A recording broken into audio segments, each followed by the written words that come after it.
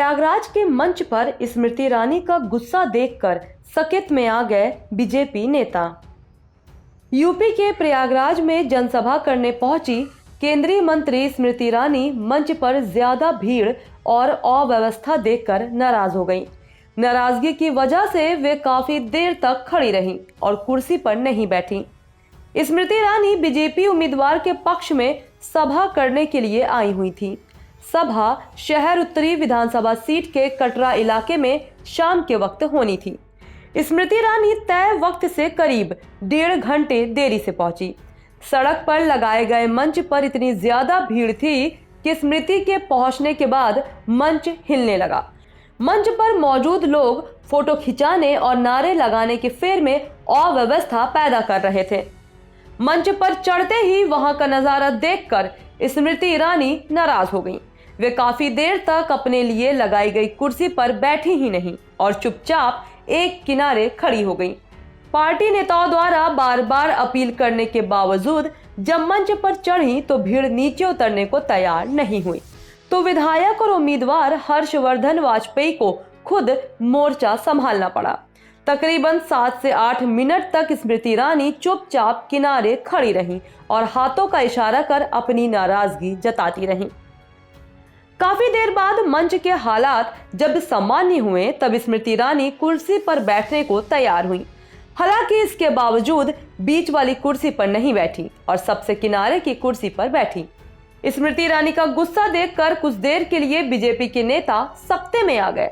हालांकि इसके बाद जब स्मृति ईरानी के बोलने की बारी आई तो उन्होंने अपने गुस्से और मंच की अव्यवस्था को भूलकर आधे घंटे से ज्यादा भाषण दिया।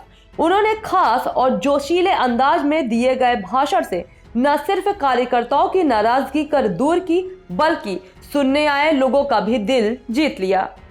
स्मृति ईरानी ने अपने भाषण में सपा और कांग्रेस पर जमकर हमला बोला। उन्होंने कहा कि मोदी और योगी की सरकारों ने कोरोना काल में जिस तरह से लोगों की मदद की वो बेमिसाल है। अगर ऐसे मुश्किल वक्त में केंद्र में कांग्रेस और यूपी में अखिलेश यादव की सरकार होती तो लोग किस कदर परेशान होते इसका अंदाजा खुद ही लगाया जा सकता है। स्मृति ईरानी ने वैक्सीन को लेकर अखिलेश यादव पर भी खूब व्यंग किया। आप सोच कर देखिए, जब घर पर विपदा आई हो तो घर के एक सदस्य का क्या दायित्व होता है कि वैक्सीन संरक्षक है हर हिंदुस्तानी का। इस वैक्सीन को बनाने के लिए हिंदुस्तान में काबिलियत है तो हिंदुस्तान का परचम लहराए, ये हर राजनीतिक दल का दायित्व था। पोलिंग बूथ पर आओ, कमल का बटन दबाओ, हर्ष वाजपेयी को जिताओ।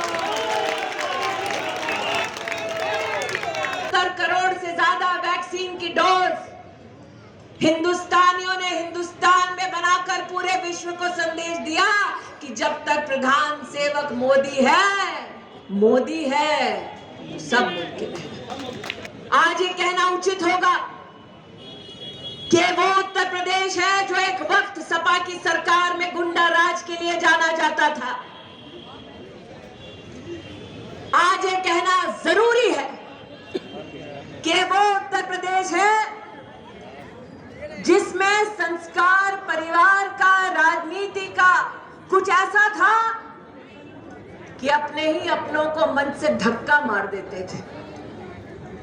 आज जब से मैं मंच पर आई हूं, हमारी महिला मोर्चा की पूर्व अध्यक्षा, हमारी सांसद बार बार हर्ष मुझसे कहते रहे, दीदी मध्य में बैठो, वीआईपी की कुर्सी वहां है।